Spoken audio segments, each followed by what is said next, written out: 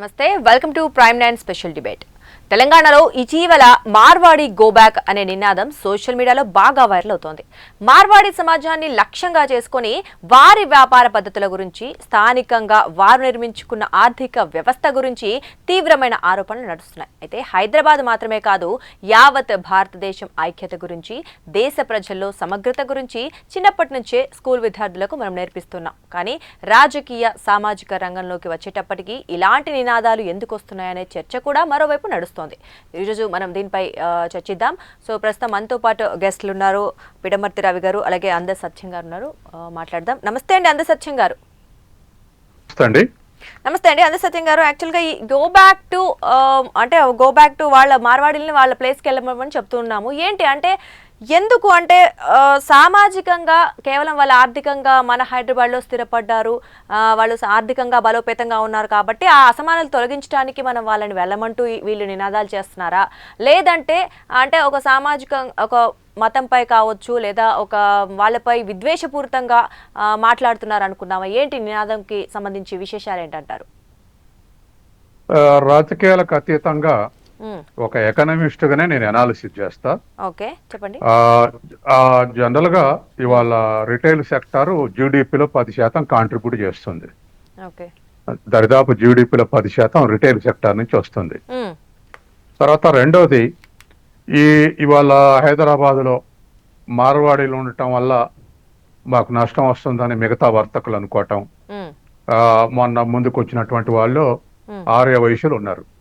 సరే, వాళ్ళే కాకుండా ఇతరు కూడా ఈ రిటైల్ సెక్టర్ మీద ఆధారపడినటువంటి వాళ్ళు ఉన్నారు, లోకల్స్. కాబట్టి మార్వాడీలు ప్రొడామినెంట్ గా దీన్ని ఆక్రమించడంతో మా దుకాణాలు మూతపడుతున్నాయనో, మా దుకాణాలు నడవడం లేదనో, లేదా అసలు మార్వాడీలు క్వాలిటీ వస్తువులు, నాణ్యమైనటువంటి వస్తువులు అమ్మడం, నాణ్యమైనటువంటి సరుకులు అమ్మడం లేదనో, ఇటువంటి కంప్లైంట్స్ తోటి ఇంతకన్నా మించిన కంప్లైంట్స్ ఏమి లేవు. ఈ కంప్లైంట్స్ తోటి మార్వాడీలు గో బ్యాక్ అని మేము ఆమనగళ్ళు బంద్ చేస్తామని పిలిపించారు. తర్వాత మార్వాడీలు కూడా మేరెవరు మామూలు పోతా అంటానికని ఒకళ్ళు ఇద్దరనటం, లేక మావాళ్ళగాదనటం, ఇటువంటి మార్వాడీల నుంచి కూడా మనం రిటాలియేషన్ చూసాం. కానీ నాకున్న అవగాహన మేరకు ఈ మార్వాడీల వల్ల వర్తకుల యొక్క దుకాణాలు తగ్గిపోవటం లేదు, లోకల్స్ వల్ల మార్వాడి యొక్క లాభాలు తగ్గడం లేదు. వాస్తవానికి వాల్మార్ట్ వస్తున్నప్పుడే ఈ దేశంలో రిటైల్ సెక్టర్ లో నాకున్న అంచనా ప్రకారం 2 కోట్ల మంది పనిచేస్తున్నారు. అది సెల్ఫ్ ఎంప్లాయిడ్ కానివ్వండి, లేదా కొద్దిగా పెద్ద దుకాణాలు అయితే ఒకళ్ళిద్దరు వర్కర్స్ పనిచేయనివ్వండి. మొత్తం మీద 2 కోట్ల మంది ఉపాధి పొందుతున్నారు. ఇది పెద్ద ఎంప్లాయ్మెంట్ ప్రొవైడ్ చేస్తున్నటువంటి సెక్టర్. కాబట్టి ఆనాడు వాల్మార్ట్కి వ్యతిరేకంగా ఒక 10 ఏళ్ల కింద దేశవ్యాప్తంగా నిరసన ప్రదర్శనలు చేశారు. వాల్మార్ట్, అమెరికన్ వాల్మార్ట్ రావద్దు, మా దుకాణాలు మూతపడతాయి, మా ఉపాధి పోతుందని. ఇప్పుడు వీళ్ళిద్దరు మార్వాడీలై లేదా లోకల్ వర్తకుల యొక్క దుకాణాలు మూతపడ్డా, లేదా వ్యాపారం తగ్గినా, లేదా లాభాలు తగ్గినా పెద్ద పెద్ద మాల్స్ రావటం తప్ప నేను వీళ్ళది ఒకళ్ళ వల్ల ఒకళ్ళు ఎఫెక్ట్ అయ్యారని నేను అనుకోవట్లేదు. ఎందుకంటే ఇవాళ ఒక డిమార్ట్ లో అమ్ముడు పోయేటువంటి సరుకులు ఒక 2000 రిటైల్ దుకాణాలకు సమానం. అటువంటిది డిమార్ట్లు ఉన్నాయి, మోర్ మార్కెట్లు ఉన్నాయి, తర్వాత ఇంకా అనేక రకాలైనటువంటి మనం చూస్తా ఉన్నాం. అనేకమైనటువంటి మాల్స్ వచ్చాయి. ఈ మాల్స్ వచ్చిన తర్వాత ఎక్కడ కిరాణా దుకాణాలు అనేటువంటి కనపట్లేదు. ఏదో రిమోట్ స్ట్రీట్లలో తప్ప మెయిన్ రోడ్లలో ఎక్కడ కిరాణా మన ఈ రిటైల్ షాప్స్ సస్టైన్ కావట్లేదు. కాబట్టి మాల్స్ కల్చర్ రావటం ఒకటి. తర్వాత రెండవది, ప్రజలు బాగా ఎడ్యుకేట్ అయిన తర్వాత, సెల్ ఫోన్లు వాడకం నేర్చుకున్న తర్వాత ఆన్లైన్ నెట్వర్క్ వచ్చిన తర్వాత ఆన్లైన్ ద్వారా ఆర్డర్ ప్లేస్ చేసి మిగతా వాళ్ళు సరుకులు తెప్పించుకుంటారు. ఈ ఆన్లైన్ సరుకులు వచ్చేది కూడా మాల్స్ నుంచే వస్తున్నాయి. కాబట్టి ఇట్లా అమెజాన్ లేకపోతే ఇంకా ఇతర వే ఆఫ్ సర్వ్ చేసేటువంటి యాప్స్ నుంచి లేదా మాల్స్ నుంచి ఈ రెండిటి కల్చర్ వల్ల ఇవాళ కిరాణా దుకాణాలు మూత దెబ్బతిన్నాయి తప్ప వీళ్ళ వల్ల ఒకళ్ళకొకళ్ళు దెబ్బతిన్నటువంటిది అంతగా కొంత ఎఫెక్ట్ అయి ఉండొచ్చు. ఏదైనా ఒక బజార్లో, అర బజార్లో, లేదైనా ఒక కాలనీలో అయి ఉండొచ్చు. కానీ హోల్సేల్ గా ఇదని నేను అనుకోవట్లేదు. అంటే మీరు అంటున్నారు పెద్ద తర్వాత yes. ఒక్క మాట తర్వాత వర్తకుల యొక్క కంప్లైంట్ ఏంటంటే వీళ్ళు నాణ్యమైన సరుకులు అమ్మటం లేదు, తర్వాత డిస్ట్రిబ్యూషన్ కూడా ఇక్కడ ఉన్నటువంటి ఏజెన్సీస్ నుంచి తీసుకోకుండా ఎక్కడి నుంచో తెచ్చుకుంటున్నారు అనే మాట వినపడింది. కాబట్టి ఒకవేళ అదే విధానం ఉంటే పరిష్కరించుకోవచ్చు. ఈ రాష్ట్రంలో వర్తకం చేసే వాళ్ళు ఈ రాష్ట్రం డిస్ట్రిబ్యూషన్ నుంచే తీసుకోవాలని చెప్పేసి, ఏజెన్సీస్ నుంచే తీసుకోవాలని చెప్పేసి అదేమైనా మాట్లాడుకోవచ్చు. కానీ మిగతా ఇప్పుడు సపోజ్ నాణ్యమైన సరుకులు అమ్మట్లేదంటే ఎవరు అమ్మకపోయినా తప్పే, అమ్మకపోతే ఫుడ్ ఇన్స్పెక్టర్లు దాని ఏజెన్సీస్ ఉన్నాయి. కాబట్టి ఆ ఆస్పెక్ట్ లో ఆలోచించాలి తప్ప ఈ ఆస్పెక్ట్ లో ఘర్షణలో దిగటం కరెక్ట్ కాదనేది నాకున్నటువంటి ఒపీనియన్. ఓకే అండి, అంటే ఇప్పుడు మీరు అన్నట్లు నిజంగానే అంటే నేషనల్ వైడ్ గా ఎన్నో పెద్ద పెద్ద సంస్థల వాళ్ళు ఏర్పాటు చేస్తే దాన్ని పట్టించుకోవట్లే కానీ మార్వాడీలు ఏర్పాటు చేసుకోవడం వల్లే మన బిజినెస్ పోతుంది అంటూ వ్యాఖ్యానిస్తున్నారు. కరెక్టే. అయితే సరే అది పక్కకు పెడితే ఇప్పుడు మార్వాడి అంటే కూడా మన భారతీయులే, భారతీయ సమాజానికి చెందిన వాళ్ళే, ఇండియన్సే. కాబట్టి వాళ్ళకి భారతదేశంలో ఎక్కడైనా ఉండాల్సిన హక్కు ఉంది, అంటే ఉండొచ్చు, వాళ్ళు ఇష్టమైన చోటు ఉండే హక్కు అయితే ఉంటుంది కదా ఖచ్చితంగా. ఇప్పుడు మన రాష్ట్రంతో కంపేర్ చేసుకుంటే కూడా తెలంగాణ నుంచి కావచ్చు, ఆంధ్రప్రదేశ్ నుంచి కావచ్చు, ఇతర రాష్ట్రాలకి సాఫ్ట్వేర్ బిజినెస్ దానికి సంబంధించింది అవ్వచ్చు, లేదా బిజినెస్కి సంబంధించి ఇలా రకరకాల కారణాల వల్ల వాళ్ళు వెళ్తూ సెటిల్ అయిన వాళ్ళు కూడా ఉన్నారు కదా. సో అంటే భారతదేశంలో ఇది నిజంగా ఒక జాతీయ సమైక్యతకు అడ్డు అని మనం చెప్పకూడదా? అంటే చెప్పడానికి నిజంగానే రీజన్ కూడా ఉండింది. భారతీయ పౌరులకు భారతదేశంలో ఇక్కడ నివసించే హక్కు లేదు అనే మాట ఎంత పెద్దదని చెప్పుకోవాలి మనం? అట్లే కాదు, ఇవాళ నేషనల్ మార్కెట్ ఉంది. మామూలుగా ఎకనామిక్స్ లో local market, national market, international market అని విభజిస్తారు. గోల్డ్, వెండి అయితే ఇంటర్నేషనల్ మార్కెట్ అని, ఇవాళ కిరాణం సరుకులు అన్ని కూడా పాడవనటువంటి అన్నిటికి కూడా నేషనల్ మార్కెట్ అని, తర్వాత కూరగాయలు, పళ్ళు, పాలు ఇవన్నీ లోకల్ మార్కెట్ అని మనం విభజించి మాట్లాడుతూ ఉంటాం. మోడర్న్ టెక్నాలజీ వచ్చినాక సార్ ఇప్పుడు ఈ విభజన పెద్ద కరెక్ట్ కాదు. మోడర్న్ ఏది కోల్డ్ హోమ్స్ వచ్చిన తర్వాత, కోల్డ్ స్టోరేజ్లు వచ్చిన తర్వాత, ఫ్రిడ్జ్లు వచ్చిన తర్వాత అన్ని సస్టైన్ అవుతున్నాయి. ఏదేమైనా ఇవాళ చట్టం ప్రకారం ఒక ప్రాంతం నుంచి మీరు వెళ్ళిపోండి అంటే నిలబడదు, చట్టం ముందు నిలబడదు. ఎందుకంటే ఈ దేశంలో ఏ పౌరునికైనా ఎక్కడికైనా స్పెషల్ ప్రొటెక్షన్స్ ఉంటే తప్ప. ఉదాహరణకి ఇప్పుడు మొన్నటి వరకు జమ్మూ కాశ్మీర్ లో 370 ఆర్టికల్ ఉంది. 370 ఆర్టికల్ ఉన్నప్పుడు దానికి స్పెషల్ ప్రొటెక్షన్స్ ఇచ్చాం. మన దేశంలో కలుస్తాం అన్నందుకు మీకు స్పెషల్ ప్రొటెక్షన్స్ ఇస్తాం అన్నప్పుడు వాళ్ళ భూములు గాని, వాళ్ళ ఉన్నటువంటి పెట్టుబడులు గాని ఎవరు పడితే వాళ్ళు కొనడానికి వీల్లేదు అక్కడ పోయి. కానీ ఇక మిగతా దేశం అంతటా కూడా ఎవరం ఎక్కడైనా వ్యాపారం చేసుకోవచ్చు, ఎవరం ఎక్కడైనా సరుకులు అమ్ముకోవచ్చు, ఎవరం ఎక్కడైనా సరుకులు కొనొచ్చు. కాబట్టి ఆ రిస్ట్రిక్షన్స్ లేవు, చట్టం ముందు నిలబడదు పలానోళ్ళు పలానా దగ్గర చేయడానికి వీల్లేదని. తర్వాత రెండోది, హైదరాబాద్ లో మార్వాడీలే లేరు. మలయాళం నుంచి వచ్చినటువంటి మలయాళీ ఉన్నారు, తర్వాత తమిళులు ఉన్నారు, తర్వాత కన్నగుడు ఉన్నారు, మరాఠీలు ఉన్నారు, తర్వాత వీళ్ళకు మించినటువంటి ఆంధ్రులు ఉన్నారు.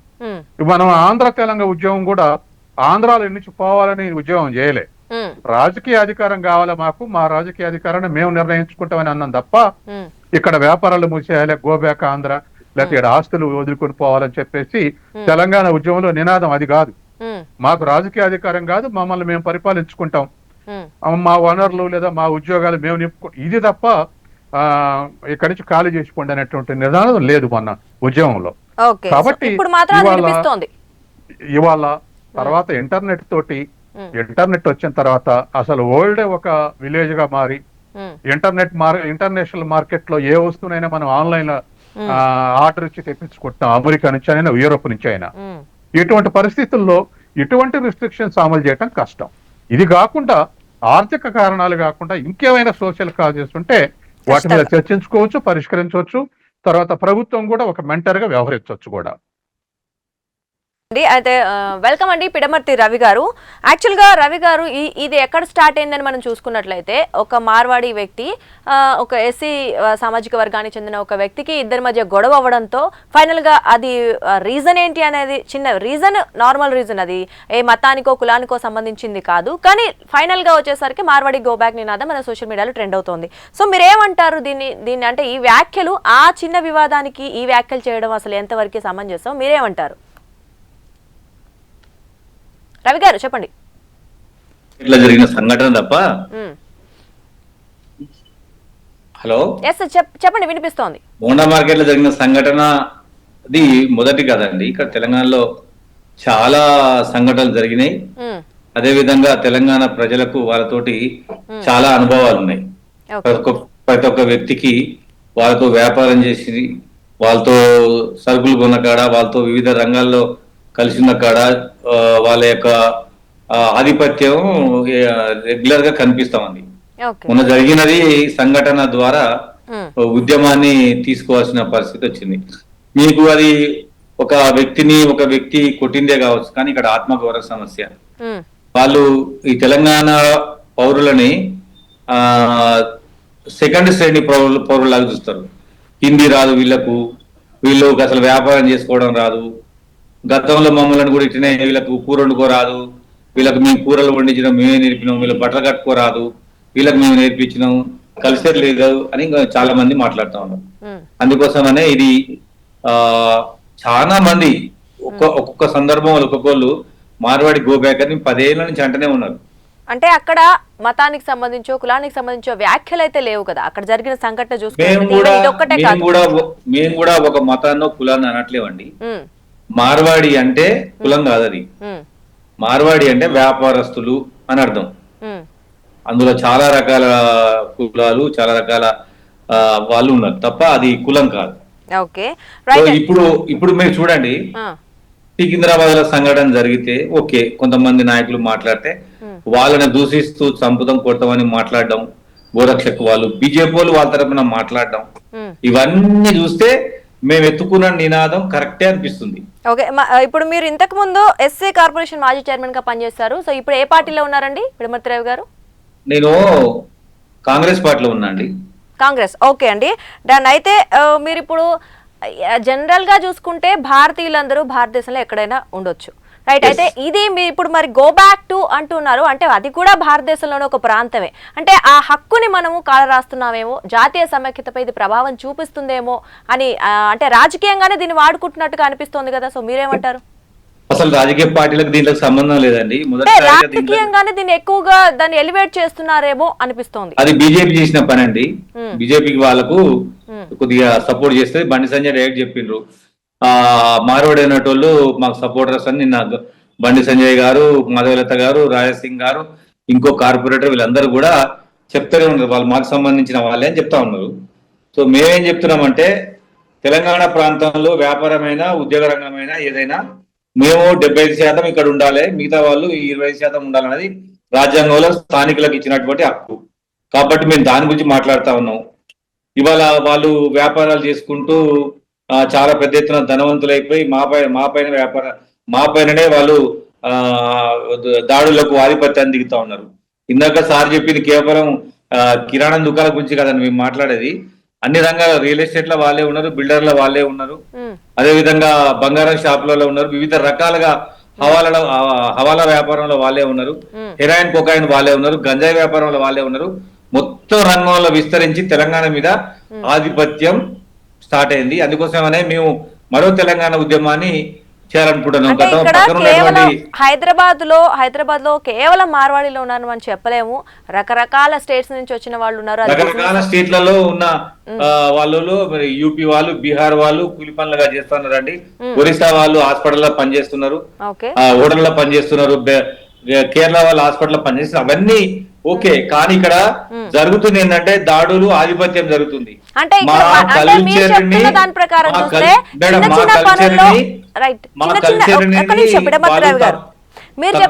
మాట్లాడుతున్నారు, మా కల్చర్ పైన దాడి చేస్తున్నారు. అది సామాజిక, ఆర్థిక, రాజకీయ రంగాలను మేము దాడిలాగా మేము భావిస్తా ఉన్నాం. అంటే వాళ్ళు ఇప్పుడు ఆర్థికంగా గట్టిగా ఉన్నారు, అంటే మన వాళ్ళతో కంపేర్ చేస్తే ఆర్థికంగా బాగా బలంగా ఉన్నారు కాబట్టి చిన్న స్థాయిలో పనిచేస్తే ఓకేనా? నీకు సోషల్ రెస్పాన్సిబిలిటీ ఏది? మీరు ఇక్కడ బిజినెస్ చేసుకుంటారు కదా, మీకు సోషల్ రెస్పాన్సిబిలిటీ ఏది? మీరంతా ఇల్లు ఇక్కడ ఎందుకు కొనట్లేరు? మీరు ఇక్కడ ఎందుకు ఇక్కడ ఉన్నటువంటి వాళ్ళతో కలిసి జీవించట్లేరు? మీరు ఎందుకు మమ్మల్ని సహజీవనం చేయట్లేరు? మీరు ఆధిపత్యం చేస్తుండ్రు, మీరే మాట్లాడుకుంటారు, వాళ్ళే ఫంక్షన్ చేసుకుంటారు, వాళ్ళే కలుస్తారు. మళ్ళీ ఇప్పుడు చూడండి, ఎన్ని వ్యాపారాలు మాకప్పచెప్పి వాళ్ళు కేవలం ధనవంతులు అవుతున్నారండి. ఇవాళ రేపు గణేష్ పండుగ జరుగుతుందండి. గణేష్ పండుగలో విగ్రహాలన్నీ మేము కొనాలి, పైసలన్నీ వాళ్ళకు వస్తాయి. రాఖీలు మేము కొనాలా, పైసలు వాళ్ళకు వస్తాయి. అంటే వాళ్ళు ఇక్కడ ఉన్న గృహమాత ఉత్సవాలు మేము చేయాలి, పైసలు వాళ్ళకు వస్తాయి. లేదు మరి ఇట్లా దాండియా మేము ఆడాలి, మా బతుకమ్మ ఆడరు, మా బోనం ఎత్తరు, మాతో మా పండగల్ని గౌరవించరు, మేము హిందీ రాదని హీనాదిహీనంగా మాట్లాడతారు. అట్లా ఇది ఒకరోజు సమస్య కాదండి, 30-40 ఏళ్ల నుంచి కొనసాగుతున్న సమస్యకు ఇవాళ తెలంగాణ యువత, తెలంగాణ వర్తకులు, తెలంగాణ ప్రజలు ముగింపు పలకబోతున్నాం. అంటే ఇక్కడ ఒకటి రవి గారు రైట్. అయితే సరే మీరన్నట్లు కూడా చూసుకున్నట్లయితే వాళ్ళు ఆ మార్వాడి వాళ్ళు ఎవరైతే ఉన్నారో వాళ్ళు ఇక్కడ లోకల్ పీపుల్ ని బిజినెస్ చేసుకోవద్దు అంటున్నారా? అండ్ ఇంకొకటి మనం ఆలోచిస్తే అక్కడ వాళ్ళ బిజినెస్ రైట్. ఇంకొకటి ఇక్కడ లెట్ మీ కంప్లీట్ ఒక క్వశ్చన్ అడగనివ్వండి నన్ను. మార్వాడి వాళ్ళు బిజినెస్ బాగా నడుస్తోంది అంటే అక్కడ కొనేది ఎవరు? మార్వాడిలే వచ్చి కొనరు కదా, మన తెలంగాణ నుంచి తెలుగు కొంటారు. మరి నచ్చే కొంటున్నారు కదా, వాళ్ళు ఫోర్స్ చేయరు కదా. ఉండదండి, మొత్తం చీటింగ్ వాళ్ళ అకౌంట్. ఇప్పుడు వాళ్ళు మనం పేటిఎం చేస్తామండి, చేస్తే వాళ్ళ అకౌంట్ పర్సనల్ అకౌంట్ నెంబర్లు ఇస్తారు, తమ్ముడి తల్లిది భార్యది ఇస్తారు తప్ప జిఎస్టీ ఉండాల్సినటువంటి నెంబర్ ఉండదండి. అంతా దో నెంబర్ దందాది. అంటే ఇక్కడ రూల్స్ కు వ్యతిరేకంగా వెళ్ళినట్లయితే ఖచ్చితంగా మన దాని మీద చట్టపరంగా కొన్ని చర్యలు ఉంటాయి. చట్టపరంగానే మాట్లాడుతున్నాం. మేము పోయి దాడి చేయలేదండి వాళ్ళ మీద. అంటున్నారంటే లైక్ నార్మల్ గా వాళ్ళకి సంబంధిత అధికారులు ఉంటారు, వాళ్ళకి కంప్లైంట్ ఇస్తే వాళ్ళు చర్యలు తీసుకుంటారు. వారికే ఆ అధికారులకే మేము విజ్ఞప్తి చేస్తా ఉన్నాం, పౌరుడిగా బాధ్యతగా కల్తీ నకిలీ అరకట్టాలని గవర్నమెంట్ కే విజ్ఞప్తి చేస్తున్నామండి తప్ప మీ షాపుల మీద పోయి దాడి చేయలేదండి. వాళ్ళే వచ్చి కొడుతున్నారు, ఇక్కడ బెదిరిస్తున్నారు. వాళ్ళే ఇక్కడ జరిగే అన్ని మాఫియాలకు వాళ్ళేనండి మొత్తం. ఇక్కడ ఈవెన్ దో నార్త్ ఇండియాకు నుంచి సివిల్ సర్వీస్ కోచింగ్ వాళ్ళే, ఐఐటి కోచింగ్ వాళ్ళే, నీట్ కోచింగ్ వాళ్ళే, మెడికల్ కోచింగ్ వాళ్ళే, ఇట్లా చాలా సంస్థలు ఉన్నాయండి. ఆ సంస్థల సంగతి కూడా చూస్తాం ఖచ్చితంగా. ఈ దుకాణాలు ఇవన్నీ ఇక్కడ తెలంగాణలో కుదరదండి, మీ రాష్ట్రంలో చేసుకోవచ్చు. గతంలో మహారాష్ట్రలో ఇట్నే చేస్తే బాల్ ఠాక్రే గారు మొత్తం కూడా ఈ గుజరాత్ లోని ఎల్లగొడతానే కదా సపరేట్ గుజరాత్ రాష్ట్రం ఏర్పడింది. తెలంగాణ కూడా ఏవైతే ఎడ్యుకేషన్ సంబంధించిన ఏవైతే సంస్థలు అని చెప్పారో కోచింగ్ సెంటర్, అది ఎడ్యుకేషన్ సంస్థలు, వ్యాపార సంస్థలు అవి. బ్రహ్మాండమైనటువంటి ఆర్సి రెడ్డి కోచింగ్ మా కాడ ఇండియాలో టాప్ కోచింగ్ సెంటర్ ఉందండి. వీళ్ళు తీసుకొచ్చి ఇక్కడ పెట్టి మా వాళ్ళని మాయ చేస్తున్నారు. మా వాళ్ళని చైతన్యం చేయడానికి మేము గో బ్యాక్ నినాదం ఇచ్చినాం. వాళ్ళని గో బ్యాక్ అని మా ప్రజల్ని చైతన్యం చేసి మా వాళ్ళందరినీ కూడా ఏకం చేసి ఖచ్చితంగా వాళ్ళ పైన మేము యుద్ధం ప్రకటిస్తాం. అదే విధంగా వాళ్ళని ఉండనివ్వకుండా చేస్తాము. ఇది ప్రభుత్వం ద్వారానే చేస్తాం తప్ప, చట్టపరంగా చేస్తాం తప్ప మేము వ్యక్తిగా ఏం పోం. వాళ్ళే వ్యక్తిగతంగా దాడులు చేసిరు, వాళ్ళు బెదిరించింది వాళ్ళు, మాట్లాడుతుంది వాళ్ళు, వాళ్ళకు ఒక పార్టీ ఒకళ్ళతో పుచ్చుకుంది వాళ్ళకి. రైట్. మార్వాడీలు కాకుండా చూసుకుంటే ఇప్పుడు మార్వాడీలు మన ఇండియన్సే, సరే ఇతర రాష్ట్రాల నుంచి వచ్చిన వాళ్ళు ఉన్నారు హైదరాబాద్ లో, అలాగే ఇతర దేశాల నుంచి అక్రమంగా వచ్చి వ్యాపారాలు అవ్వచ్చు ఏదైనా చేసుకుంటున్న వాళ్ళు చాలా మంది ఉన్నారు. అంటే ఇల్లీగల్ గా వాళ్ళు ఉంటుంది కూడా బంగ్లాదేశ్ నుంచి అవ్వచ్చు, పాకిస్తాన్ నుంచి అవ్వచ్చు, చాలా మందిని ఈ మధ్యకాలంలో పట్టుకోవడం చూసాం. సో మనం చెయ్యాలి అనుకుంటే మన సొంత భారతీయుల మీద కాకుండా వాళ్ళ మీద పోరాటం చేస్తే బాగుంటది కానీ సో మనలే ఇది కొట్టుకుంటా ఉంటే. ఇప్పుడు రోహింగ్యాలు గాని పాకిస్తాన్ జాతీయులు గాని ఈ రాష్ట్రం అనగా ఎట్లా వచ్చిరండి? పాకిస్తాన్ దాటి గుజరాత్ దాటి హైదరాబాద్ దానికి వచ్చిర్రు. మరి రోహింగ్యాలు బంగ్లాదేశ్ నుంచి బెంగాల్ దాటి బీహార్ దాటి మళ్ళీ తెలంగాణకు వచ్చిర్రు. మరి బండి సంజయ్ గారు కళ్ళు మూసుకుంటా అండి, అమిత్ షా గారు ఇట్లా పడుకుంటా? అంటే ఇప్పుడు కేంద్ర హోంశాఖ సహాయ మంత్రి, బార్డర్ సెక్యూరిటీ ఫోర్స్, ప్రధానమంత్రి, మన ఇంటెలిజెన్స్ వ్యవస్థ, మన పోలీస్ వ్యవస్థ, ఇంతమంది ఉండంగా విదేశీ పౌరులు బార్డర్ దాటి ఎట్లొచ్చిరండి? మరి మనం వాళ్ళ మీద పోరాటం చేయకుండా వాళ్ళ మీద ఎవరు పోరాటం చేయాలండి? ఎందుకు బండి సంజయ్ గారు రోహింగ్యాను పట్టుకోలేదు? ఎందుకు మాధవలత గారు హైదరాబాద్ తిరిగి ఒక రోహింగ్యాను పట్టుకోలేదు? మరి మీరెందుకు దాని మీద పోరాటం చేయట్లేదు? మార్వాడీలను వెళ్ళిపోమంటున్నారు తప్ప వాళ్ళ మీద ఎందుకు పోరాటం చేయట్లేదు?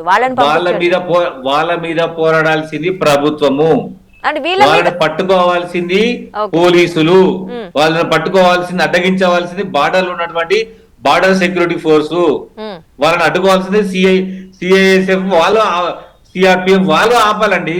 సామాన్య పౌరుడిగా ఒక తీవ్రవాదిని ఎవరు ఆపగలరు? తీవ్రవాదు అంటే నార్మల్ పీపుల్ గా కూడా వాళ్ళు బతుకుతున్నారు ఇక్కడ, అంటే ఇల్లీగల్ గా వాళ్ళు. చూసిండ్రా ఎప్పటికి? మొన్న రీసెంట్ గా చాలా మంది మనం ఎప్పుడైతే ఆపరేషన్ సింధూర్ జరిగిందో హైదరాబాద్ లో చాలా మందిని గుర్తించాం, ఇంకా ఇల్లీగల్ గా ఉంటున్న వాళ్ళు ఉన్నారని కూడా చెప్తూ ఉన్నారు కదా, చూసారా? అంటే ఇప్పుడు ప్రజల నుంచి వచ్చే వ్యాఖ్యలు ఇవన్నీ ప్రజల నుంచి, ప్రజల తరఫున మేము మాట్లాడుతున్నాం. ఓకే, ఎవరు తురుకోలు కనపడితే వాళ్ళు రోహింగ్యా అనాలా లేదా పాకిస్తాన్ అనాలా? ప్రూఫ్స్ లేకుండా ఉండవు కదండి, అంత పెద్ద నింద వేయాలంటే ఖచ్చితంగా ఎవరైనా వాళ్ళు వేయలేరు కదా. అమెరికాలో అక్రమంగా ఉంటున్న విదేశాలకు సంబంధించిన వాళ్ళని ట్రంప్ విమానాల కుక్కి కాలు చేతులు గట్టి బయటపడేసిందండి. మరి నరేంద్ర మోడీ గారికి చేత కదా వాళ్ళందరినీ మొత్తం విమానాల తోసి అవతల పడేయాలి, కానీ ట్రైన్ల కుక్కి పంపాలి కదా వాళ్ళని, విదేశీయులని, బంగ్లాదేశ్ పాకిస్తాన్ పట్టుకొని మొత్తం కూడా ట్రైన్ల బస్సులలో మొత్తం బార్డర్ దాటియాలి కదా. మరి ఏం చేస్తాడండి మోడీ గారు? ఇప్పుడు మంచిగా సూటు బూటు వేసుకొని విదేశాలు తిరిగి వస్తాడా? మరి లేకపోతే బార్డర్ లో ఎవడుతుండ కూడా తెలియకపోతే ఏమి ఇంటెలిజెన్స్ అండి వీళ్ళది? చైనా వాళ్ళు 5,000 కిలోమీటర్ లోపలికి వచ్చిర్రు. రైట్, మీరు ట్రంప్ అమెరికా నుంచి భారతీయులు అవ్వచ్చు వేరే వాళ్ళని పంపించడాన్ని మీరు సమర్థిస్తున్నారా? సంబంధించుడు కాదు, ఆ దేశంలో అక్రమంగా ఉంటున్నారని పంపిస్తుండు. ఈ దేశంలో అక్రమంగా ఉన్న వాళ్ళని ఎందుకు అమిత్ షా మోడీ వాళ్ళని పంపట్లేదు? అది మా డిమాండ్. అది మాట్లాడితే బాగుంటుంది, అదే చెప్తున్నాం. బంగ్లాదేశ్, పాకిస్తాన్ కావచ్చు, పక్క ఓకే రైట్. అయితే ఇప్పుడు ఆ ట్రంప్ పంపుతున్నారు అంటున్నారు, ట్రంప్ పంపేది పక్క దేశం వాళ్ళని, వాళ్ళ సొంత రాష్ట్రాల్లో సొంత ప్రజల్ని ఏ రాష్ట్రాన్ని నుంచి ఆ రాష్ట్రం షిఫ్ట్ అవ్వండి అని వాళ్ళు చెప్పట్లేదు. బట్ ఎందుకు ఇక్కడ మనం మాత్రం మీ రాష్ట్రానికి మీరు వెళ్ళిపోండి అంటూ, లేదా మీ సొంత ప్లేస్ లకు వెళ్ళిపోండి అంటూ మనం ఎందుకు అనాలి? అంటే ఇది జాతీయ అస్తిత్వ పోరాటం. ఇక్కడ ఎన్ని పోరాటాలు జరిగినాయో మీకు తెలియదు. నక్సలైట్ పోరాటం జరిగింది, తెలంగాణ పోరాటం జరిగింది, నిజాం వ్యతిరేకంగా పోరాడినారు వీళ్ళు. నిజాం ఈ గుజరాత్ లో, రాజస్థాన్ లో ఉండే, హైదరాబాద్ ఉండేటోళ్ళు మొత్తం కూడా ఆనాడు నిజాం సర్కారుకి బానిసగిరి చేసి ఈ బదార్లన్నీ తీసుకున్నారండి వీళ్ళు. వీళ్ళు బీజేపీ సపోర్ట్. మరి నాకు అర్థం కావట్లేదు, బండి సంజయ్కి మాధవలతకి ఏమైనా ఐడియా ఉందా? వీళ్ళు నిజాం తోటి ప్రజలు కొట్లాడుతుంటే నిజాం దగ్గర ఊడిగం చేసిన వాళ్ళు ఈ గుజరాత్, రాజస్థాన్ మార్వాడీలు, మరి వాళ్ళకు ఈ మాధవిలతకు ఈ బండి సంజయ్కి సంబంధం అర్థమవుతుంది ఏమన్నా? వాళ్ళు బతకడానికి వచ్చినారు, ఇవాళ మమ్మల్ని బతకనిస్తలేరండి. మేము రిపీట్ చేస్తున్నాం, మీ రాష్ట్రానికి పోయి ఆ రాష్ట్రాన్ని బాగు చేయరాదండి, మీ కాడ వ్యాపారం చేసుకోరాదండి, మీరు రాకపోతే మా వ్యాపారాలు మేము చేసుకుంటాం కదా. ఏడైనా ఉంటామంటే మనం మేమే ఆడి ఉండాలి చెప్పండి. మేము ఎట్లా బతకాలి, మా వ్యాపారాలు ఏం కావాలి, మా ప్రజలు ఏం కావాలి, మా భాష ఏం కావాలి, మా బోనాలు ఏం కావాలి, మా బతుకమ్మ ఏం కావాలి చెప్పండి. వాళ్ళకు సోషల్ రెస్పాన్సిబిలిటీ లేదు, వాళ్ళలాగా చూస్తున్నారండి వాళ్ళు. అది ఇక్కడ బతుకుతున్న వాళ్ళు ఎందుకు తెలుగు నేర్చుకోవట్లేరు? ఇక్కడ బతుకుతున్న వాళ్ళు ఎందుకు మా కల్చర్ ని ఆపాదించుకోలేదు? ఎందుకు ఒక్క మార్వాడి మహిళ బోనం ఎత్తిందా అండి? ఒక్క మార్వాడి మహిళ బతుకమ్మ ఆడిందా? మరి మాకు ఎందుకు చెప్పండి? వాళ్ళతోటి పంపించి వాళ్ళ రాష్ట్రం వాళ్ళు చేసుకోండి అండి.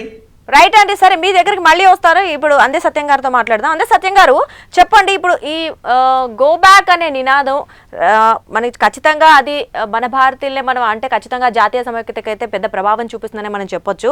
అయితే రైట్, దీనివల్ల కుల మతాలకు సంబంధించి మాట్లాడినప్పుడు మనలో మనకే విద్వేషాలు పెరిగే అవకాశం లేదా?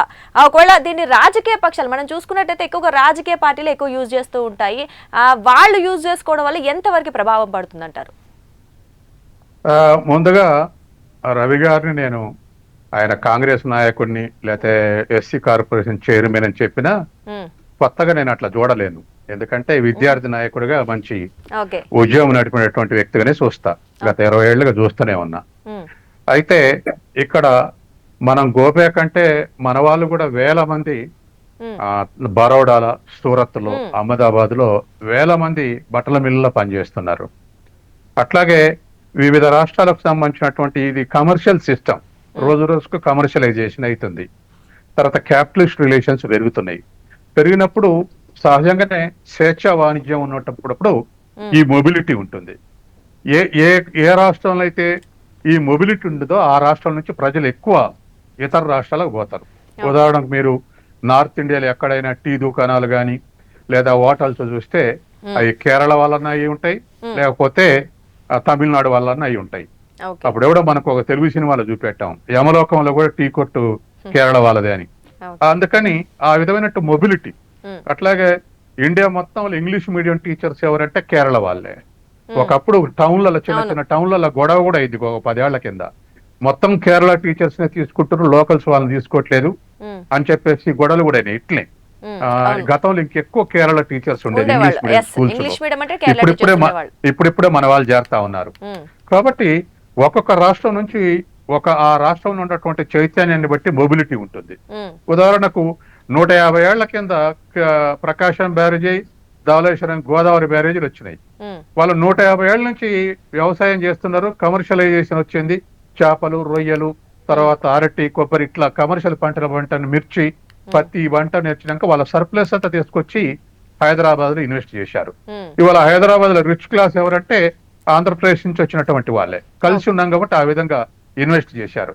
కాబట్టి ఇవాళ క్యాపిటలిజం పెరుగుతా ఉంటే మొబిలిటీ పెరుగుద్ది. తర్వాత మరొక లక్ష్యం ఏంటంటే ముఖ్యమంత్రులు పోయి మా రాష్ట్రంలో పెట్టుబడులు పెట్టండి అని ఆహ్వానిస్తున్నాం. స్వదేశీ పెట్టుబడులనే కావాలంటున్నాం, విదేశీ పెట్టుబడులు కావాలంటున్నాం.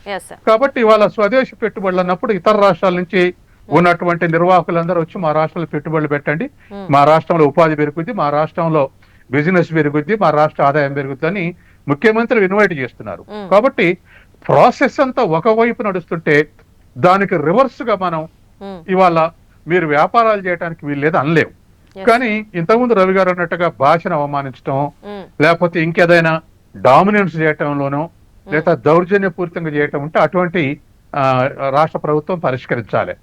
కాబట్టి ఇవాళ ఉన్నటువంటి ఈ పరిస్థితుల్లో ఇతర రాష్ట్రాల నుంచి మనం పెట్టుబడులు, బిజినెస్లు ఆహ్వానిస్తున్నటువంటి క్రమంలో వాళ్ళు వచ్చి ఇక్కడ బిజినెస్ చేస్తుంటే మీరు చేయొద్దని చెప్పేసి వ్యతిరేకంగా వెళ్ళిపోండి అని చెప్పేస్తే మన రాష్ట్రంలో వచ్చినటువంటి ఇన్వెస్ట్మెంట్స్ అన్ని, బిజినెస్ కోసం వచ్చిన ఇన్వెస్ట్మెంట్స్ అన్ని, తర్వాత రియల్ ఎస్టేట్ లో ఈ మధ్య రియల్ ఎస్టేట్ రెసెషన్ కి వచ్చిందని రేవంత్ రెడ్డి విమర్శిస్తారు.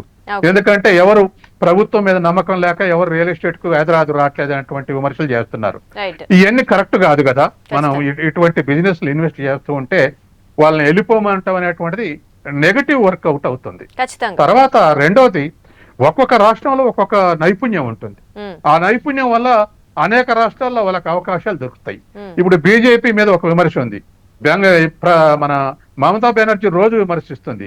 బెంగాలీలో ఏ రాష్ట్రంలో ఉన్న ద్వితీయ శ్రేణుల పౌరులుగా బీజేపీ చూస్తుందని రోజు మమతా బెనర్జీ విమర్శిస్తా ఉంది.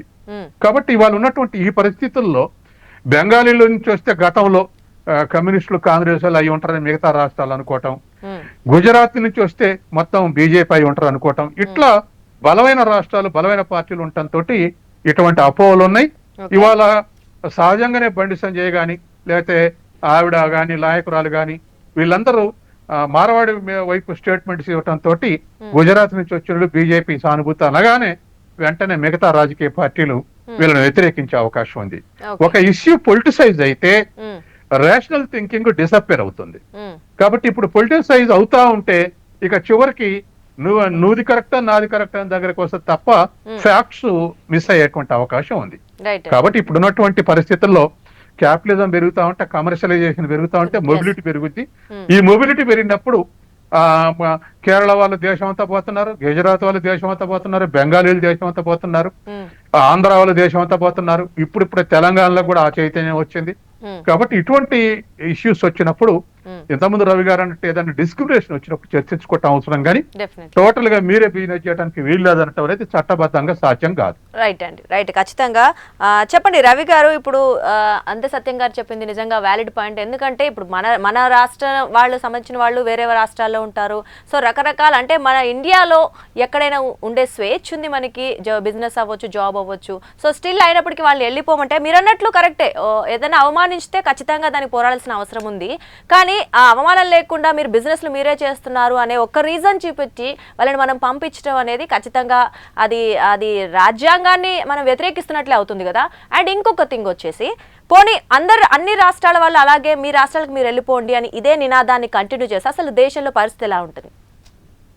మరి 70s 80s లో మహారాష్ట్రలో వచ్చినటువంటి గుజరాత్ వాళ్ళని, బీహార్ వాళ్ళని, యూపీ వాళ్ళని, వాళ్ళందరినీ తరిమి కొట్టిన బాల్ ఠాక్రే గారిని మరి ఇప్పుడు లేదు గారు, వారు అందరికీ ఆదర్శం.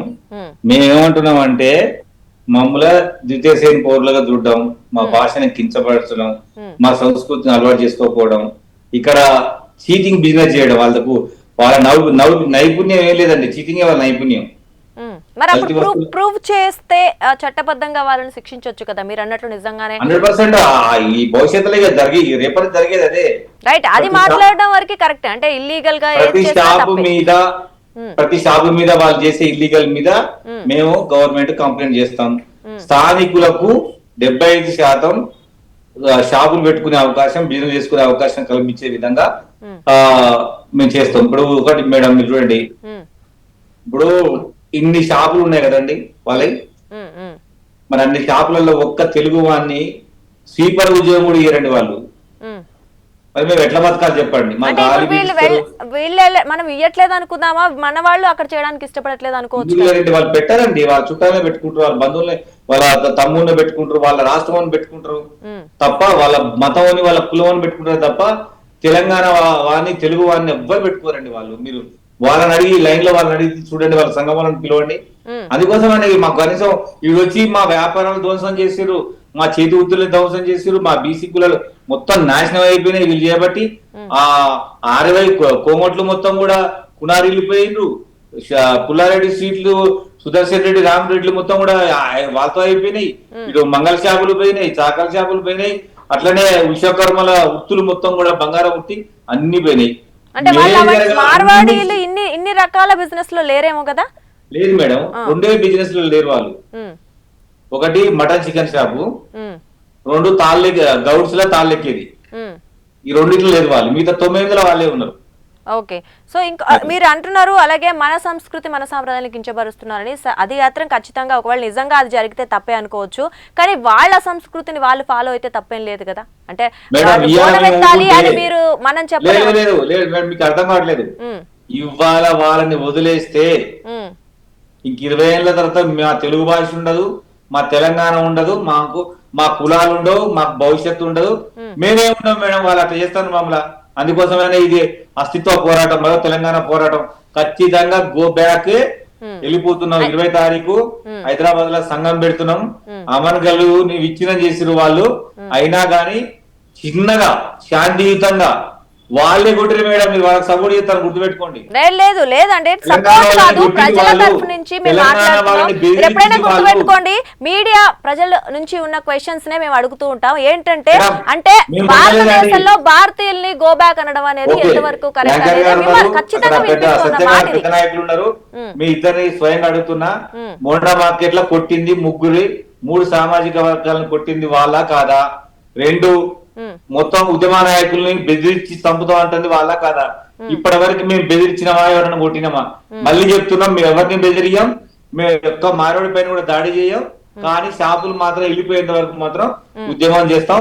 కొత్త షాప్ పెడితే పాత షాప్ పోతాం, గుర్తుపెట్టుకోండి. అయితే రవి గారు అదే క్వశ్చన్ నేను కూడా ఒకటి అడుగుతున్నా మిమ్మల్ని.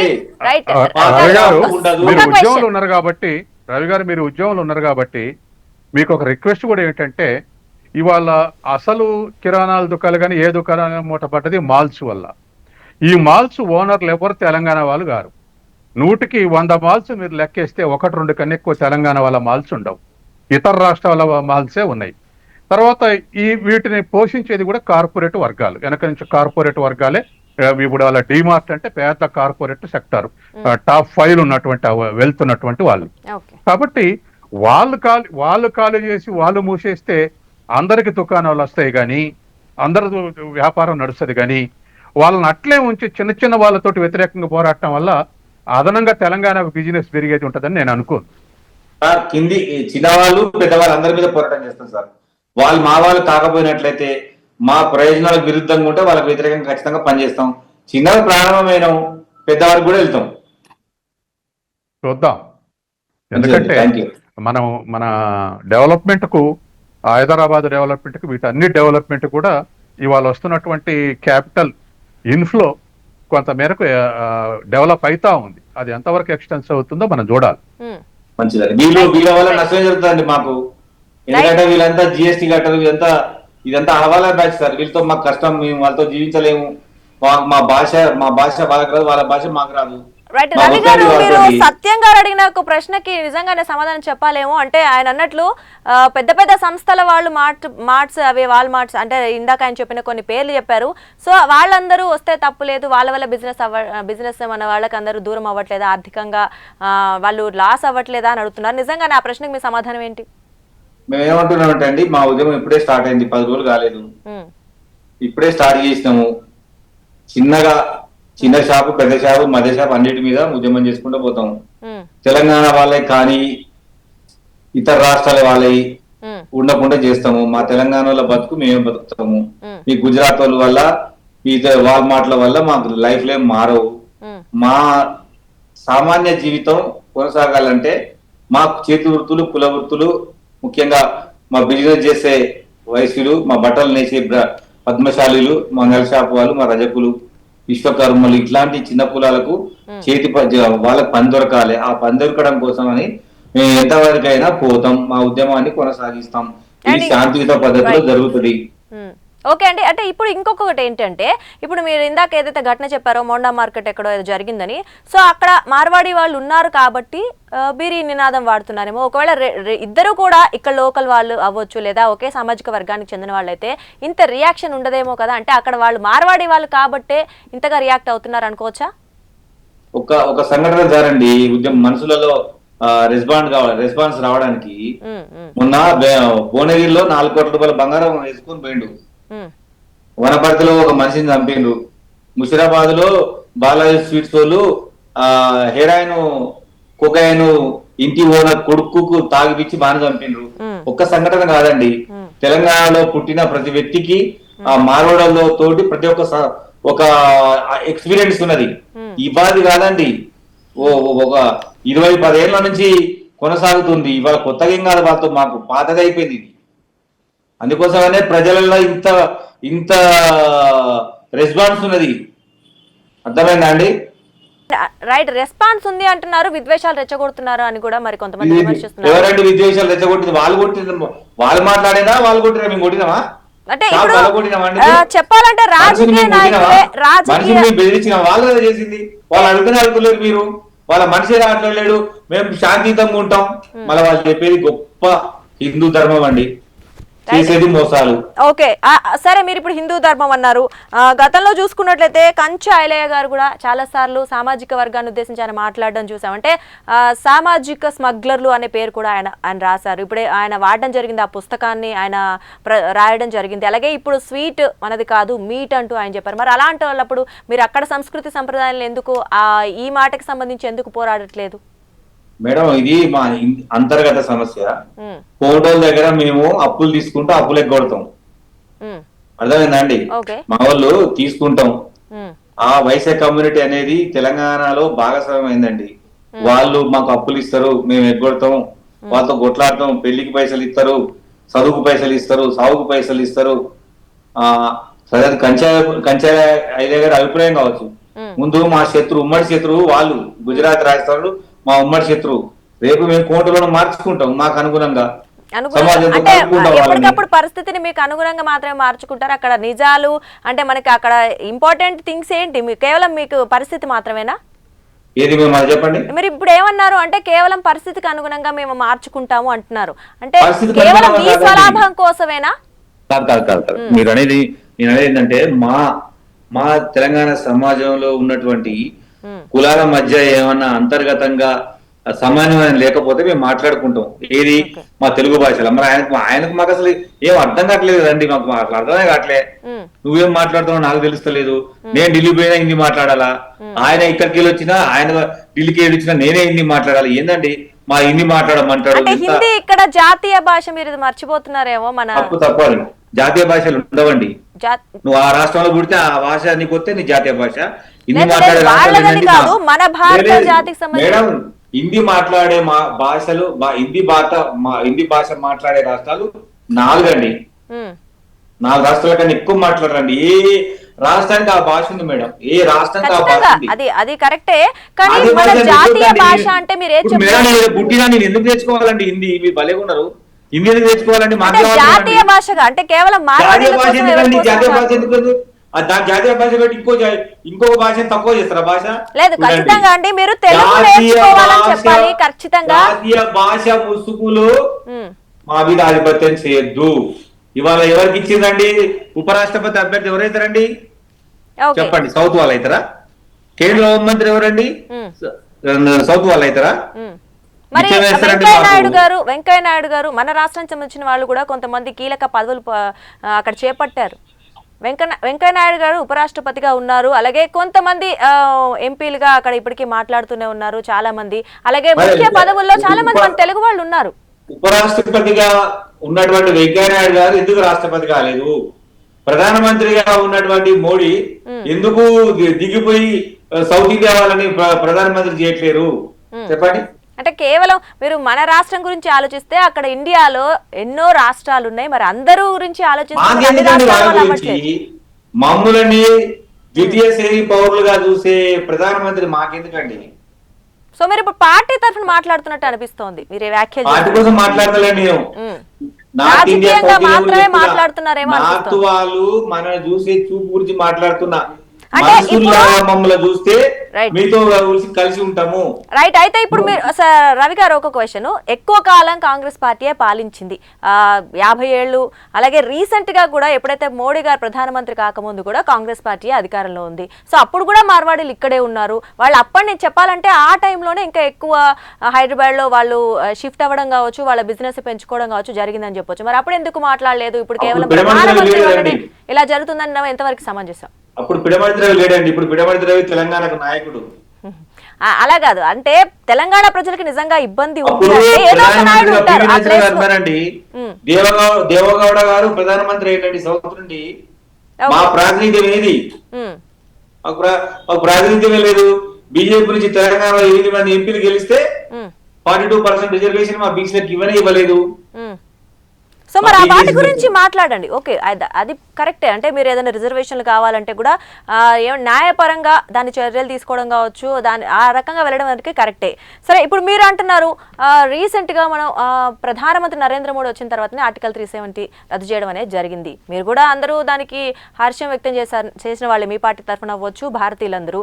మరి ఆ టైంలో ఒక స్వతంత్ర ప్రతిపత్తి ఉన్నటువంటి ఒక రాష్ట్రాన్ని పాకిస్తాన్ మాదంటుంది, ఇండియా మనది కొట్టుకుంటున్న రాష్ట్రాన్ని కలిపేసినప్పుడు అందరూ మద్దతు ఇచ్చారు. సో అప్పుడు వాళ్ళు కూడా ఏమి మాట్లాడలేదు, మనం అంతా ఒకటే అని మనం ఉన్నప్పుడు మరి మీరు పర్టికులర్ గా ఒక మా రాష్ట్రం నుంచి మీరు వెళ్ళిపోండి అనడం ఎంతవరకు కరెక్ట్ అసలు?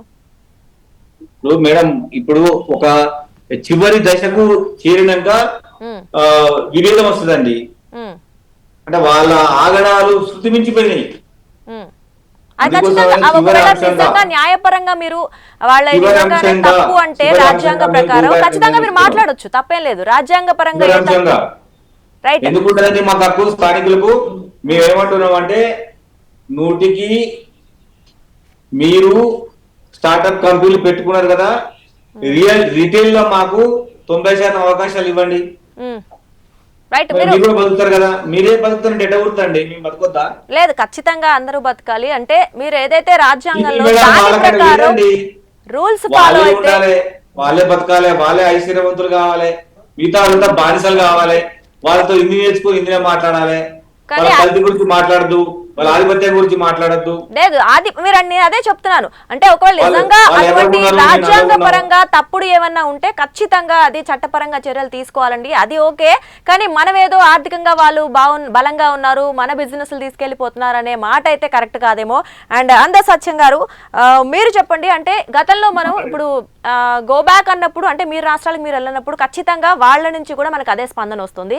గతంలో చూసాం హిందూ ముస్లిం కొట్లాట్లు, అంటే ఎప్పుడో చాలా ఇయర్స్ బ్యాక్ ఏ రేంజ్ లో కొట్లాట్లు ఉండేవి, ఎంతో మంది చంపుకున్నారు, నరుక్కున్నారు చూసాం. సో మళ్ళీ అలాంటి పరిస్థితే రావచ్చు కదా, అంటే ఇలాంటి జరిగినప్పుడు ఖచ్చితంగా మళ్ళీ అదే రిపీట్ అవుతుందేమో. ఇప్పుడు భారతదేశం ఏమైపోతుంది అప్పుడు? ప్రపంచంలో మనకు అనేకమైనటువంటి ఎగ్జాంపుల్స్ ఉన్నాయి. మతపాత ప్రాతిపదిక మీద ఏర్పడ్డ ఏ రాజ్యం ఇవాళ డెవలప్డ్ స్టేట్ గా మనం చూడం. అమెరికా చెప్పండి, whether it is capitalism or socialism. America గాని, యూరోప్ దేశాలు గాని, చైనా గాని, రష్యా గాని, ఏ దేశం కూడా మత ప్రాతిపదిక మీద ఏర్పడిన దేశం అభివృద్ధి చెందలేదు. ఇవాళ అనేక వనరులు, ఆయిల్ వనరులు ఉన్నటువంటి ఒపెక్ కంట్రీస్ కూడా డెవలప్డ్ కంట్రీస్ గా మారలేదు. వాళ్ళ ఆదాయం ఎక్కువ తప్ప డెవలప్డ్ కంట్రీస్ గా మారలేదు. ఎందుకంటే ఇప్పటికి కూడా వాటిని శుద్ధి చేయడానికి జపాన్, జర్మనీ, ఇతర అమెరికా మల్టీనేషనల్ కంపెనీస్ మీద ఆధారపడి ఆయిల్ ని శుద్ధి చేసుకుంటున్నాయి. చదువు లేదు, టెక్నాలజీ లేదు. కాబట్టి ఒకవేళ మత ప్రాతిపదిక మీద ఏర్పడ్డాయంటే అక్కడ కూడా కొట్లాట్లు, అంతర్గత కొట్లాట్లు బ్రహ్మాండంగా జరుగుతున్నాయి.